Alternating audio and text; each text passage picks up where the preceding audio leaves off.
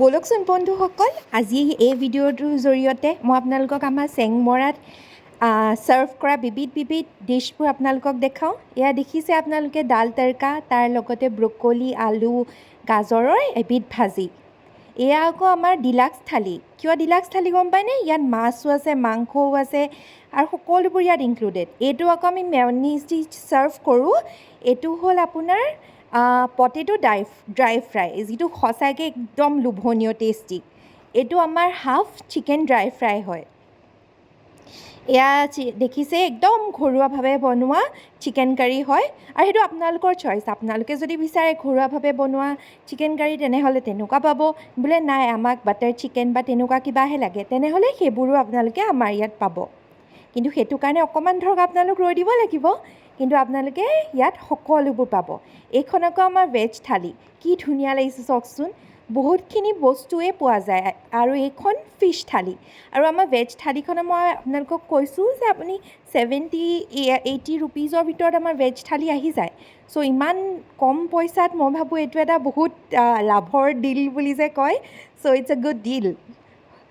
এইখিনি আকৌ আমাৰ সেয়া থালি, ফিছ থালি গ'ল। এয়া আকৌ দাইল, ঔটেঙা দিয়া দাইল যে, এয়া ঔটেঙা দিয়া দাইল হয়। এয়া আকৌ দাইল খাৰটো হয় এইখিনি, সেয়াও আমাৰ ইয়াত পাব। মুঠতে অসমীয়া থলুৱা খাদ্যও পোৱা যায়। এয়া লোকেল মাছৰ জোল। কি টেষ্টি এই জোলটো, মানে আমাৰ সৰিয়হ দি বনোৱা জোল হয়, বৰ টেষ্টি। এইটো চিকেন ফ্ৰাইড ৰাইচ।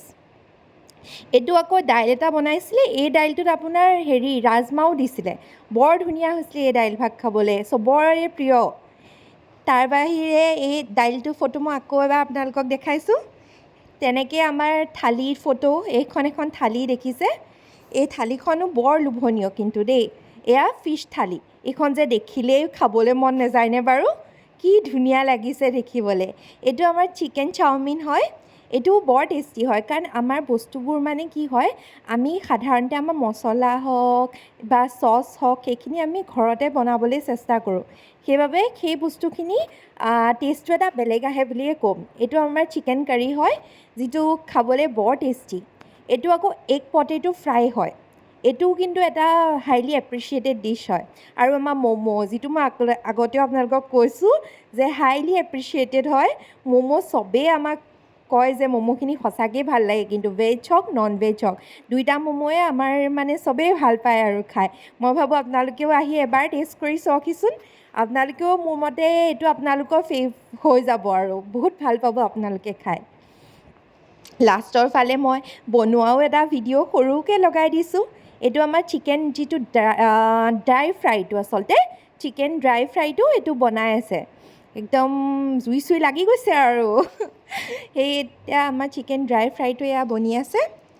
আৰু তাৰপৰা এইখন ফটো আকৌ আপোনাৰ হয়, এইটো চিকেন ললিপপ যে আৰু চিকেন লেগ পিচ, এই দুটাৰ ফটো লগাই দিছোঁ। আৰু লাষ্টৰ ফালে আৰু মানুহখিনিয়ে খাই থকাকৈ সৰুকৈ ভিডিঅ' এটা, ৰাতিৰ দৃশ্য হয় এইটো, মানুহখিনিয়ে খাই থাকোঁতে এটা সৰু ভিডিঅ' আপোনালোকৰ বাবে বোলো দেখাওঁ বুলি ভাবিলোঁ। সেইকাৰণে লাষ্টৰ ফালে সেই তেনেকুৱা ভিডিঅ' এটাও মই লগাই দিছোঁ।